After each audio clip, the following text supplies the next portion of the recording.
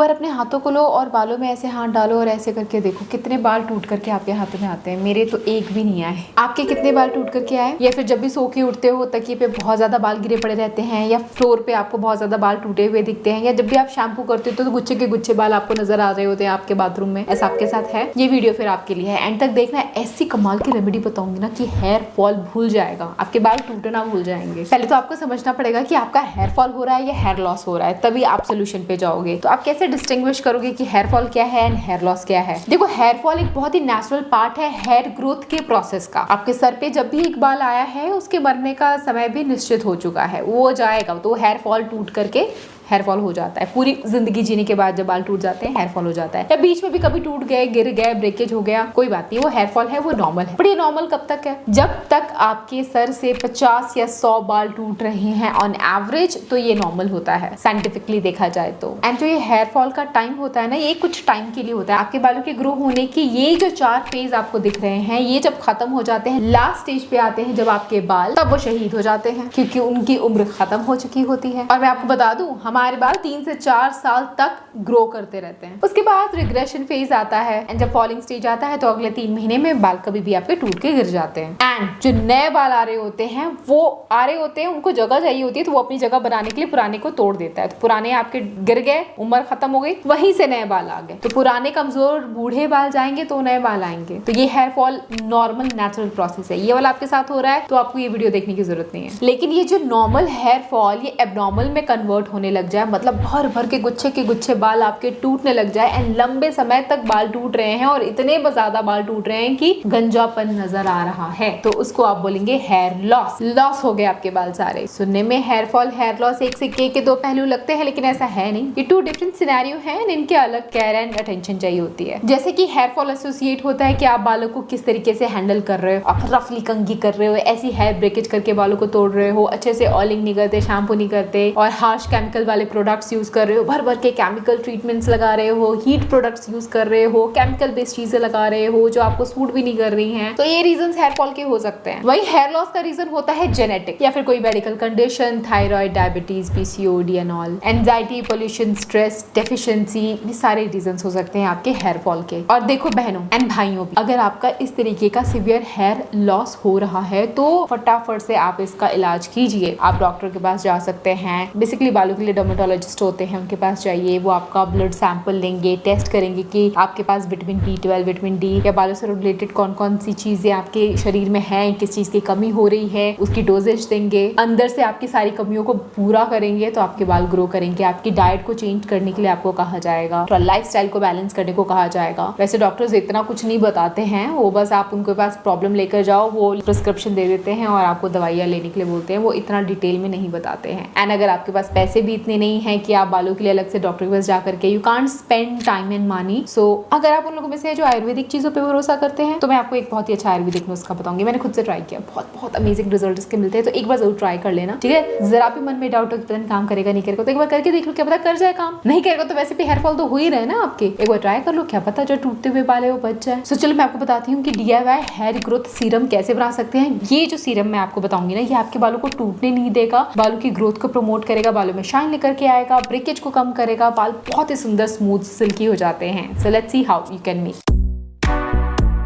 आप एक छोटी सी कटोरी के अंदर किसी भी प्रकार का चावल ले लीजिए। एक छोटी कटोरी में आप मेथी सीड्स ले लीजिए, जिसे फेनुग्रीक सीड्स भी कहते हैं। इसके अंदर 1 कप वाटर डाल दीजिए। 1 घंटा या रात भर इसको ऐसे ही रहने दीजिए। पानी के अंदर मेथी और चावल को सोक होने दीजिए। अब 1 दिन या 1 रात बाद इसको छान लीजिए। इसका पानी एकदम मिल्की वाटर, क्लाउडी वाटर जैसा हो जाएगा, तो इसको अच्छे से छान लीजिए किसी और कंटेनर के अंदर। अब आप इसको यूज कर सकते हैं, लेकिन अगर आपके हद से ज्यादा बाल टूट रहे हैं एंड जल्दी रिजल्ट चाहिए, तो आप इसके अंदर एक इंग्रेडिएंट और डालिए, प्याज का रस। प्याज लेना, छिलके उतारना, कद्दूकस करना, रस निकाल लेना। मैंने यहाँ पे 1 चम्मच प्याज का रस डाल दिया है। प्याज की बदबू आती है, नहीं पसंद, प्याज यूज ही नहीं करना है आपको, तो आप प्याज की जगह अदरक भी ले सकते हैं। अदरक का रस निकाल करके आप यूज कर सकते हैं। मुझे प्याज बहुत पसंद है, मैंने उसका रस लिया है। दोनों ही बहुत इफेक्टिव है। इसके अंदर 1 चम्मच एलोवेरा जेल ऐड कर दीजिए। बॉटल वाला या घर में पौधा लगा एलोवेरा जेल का, आप वो भी यूज कर सकते हैं। अब इसको अच्छी तरीके से मिक्स करेंगे। चम्मच से भी मिक्स कर सकते हैं, लेकिन मैंने यहाँ पे ये ग्राइंडर लिया है, इसके अंदर आप शेक्स या फ्रूट्स डाल करके मिक्सर जूस बना सकते हो, बट मैं इसको अपने DIY को मिक्स करने के लिए यूज करती हूँ। तो इसके अंदर डाल दिया है, बटन ऑन कर दिया है, फटाक से 1-2 बार ये गोल गोल घूमता है एंड इतने अच्छे से सारी चीजों को मिक्स कर देता है कि इसकी कंसिस्टेंसी भी चेंज हो जाती है, सीरम काइंड ऑफ कंसिस्टेंसी बन जाती है एंड यही चाहिए मुझे मेरे बालों के लिए। इसको आप किसी भी एयर टाइट कंटेनर के अंदर ट्रांसफर कर देना। अब क्योंकि प्याज डाला है, बदबू तो भाई मुझे भी बहुत आती है, तो प्याज की बदबू से बचाने के लिए आप कोई सा भी रोजमेरी एसेंशियल ऑयल यूज कर लीजिए, 4-5 बूंदे डाल दीजिए इसके अंदर। नहीं यूज करना है तो थोड़ी बहुत प्याज की बदबू सहन कर लेना, कुछ पाने के लिए कुछ खोना पड़ता है, थोड़ा दर्द, ब्यूटी विद पेन होता है ना।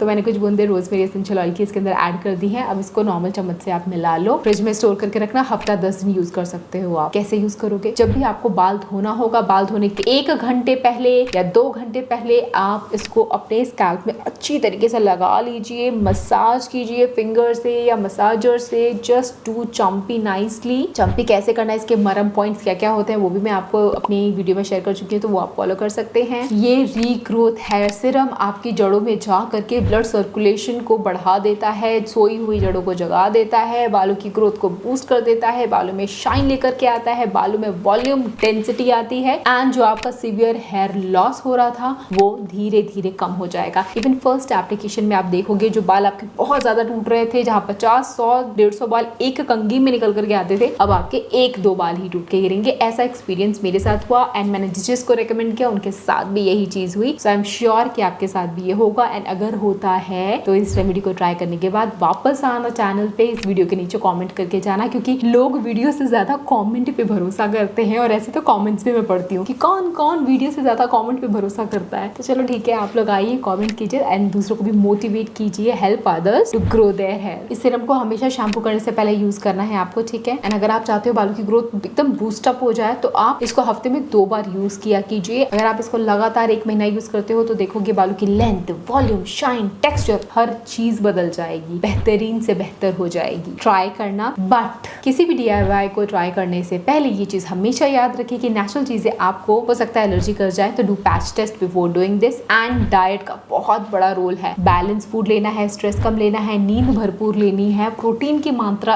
अधिक रखना है आपके खाने में, कार्ब्स ज्यादा ना खाएं एंड प्रोसेस्ड फूड को तो अवॉइड कर दीजिए, ये सॉफ्ट ड्रिंक्स वगैरह ये सब अवॉइड कीजिए। मेरे कहने पे ये वाली चीज फॉलो करोगे तो बाल तो सुंदर होंगे, आपके गाल भी बहुत प्यारे हो जाएंगे, क्योंकि स्किन में कोई आपको प्रॉब्लम नहीं आएगी, साथ ही साथ आपकी हेल्थ काफी अच्छी रहेगी। Follow these tricks and see massive hair growth. कुछ बोनस टिप्स मैं आपको दे दूं क्या? अननेसेसरीली अपने बालों को खींचना नहीं है, फालतू में कंघी नहीं करना, सुबह उठ के कंघी कर ली, रात को कंघी कर ली, काफी होता है, ठीक है। कुछ लोग होते हैं जो 100 बार कंघी करते रहते हैं। कंघी भाई जितनी जल्दी, कई तो बाल आपके ऑलरेडी कमजोर है, कंघी करोगे तो टूटेंगे ही ना। चोटी बना के रखो, शूट के टाइम मेरे बाल खुले रहते हैं, घर में कभी आके मिलो मुझसे, मैं चोटी में आपको नजर आऊंगी। प्रोटेक्टिव हेयर स्टाइल रखना बहुत जरूरी है। कोशिश करो बालों में कलरिंग, डाई वगैरह ना लगाओ, कम लगाओ तो बेहतर रहेगा। बाल जितने नेचुरल छोड़ोगे उतनी ही उनकी लाइफ लॉन्ग रहेगी। शैम्पू करने से पहले, तेल लगाने से पहले, सोने से पहले, ये सब चीज करने से पहले कंघी जरूर कर लेना, बालों को डीटैंगल जरूर कर लेना। उलझे हुए बालों में तेल लगाओगे, शैम्पू लगाओगे तो बाल तो उलझ के और टूटेंगे ही ना। स्ट्रेस कम लो, स्ट्रेस से बचने के लिए योगा, मेडिटेशन करो। सो ये सारे कुछ योगा आसन है, ये आप जरूर करो अपने बालों की ग्रोथ को बूस्ट अप करने के लिए। मैं दावा करती हूँ ये सारे हैक्स आपने फॉलो कर लिए ना तो मेरी तरह आपके भी बाल बहुत घने हो जाएंगे। आप देख ही रहे हो, मैं हर साल अपने बाल कटवाती हूँ एंड हर साल बाल फिर से लंबे हो जाते हैं, बम के भी नीचे तक मेरे बाल लंबे जाते जा रहे हैं। इस बार मैं तो हेयर कट लेने ही नहीं वाली, लेट्स सी कितने लंबे कर पाती हूँ। यहाँ तक अगर आपने वीडियो देखी, पसंद आई है तो don't forget to like, subscribe and share. मैं आपसे फिर मिलूंगी, तब तक के लिए बाय गाइस।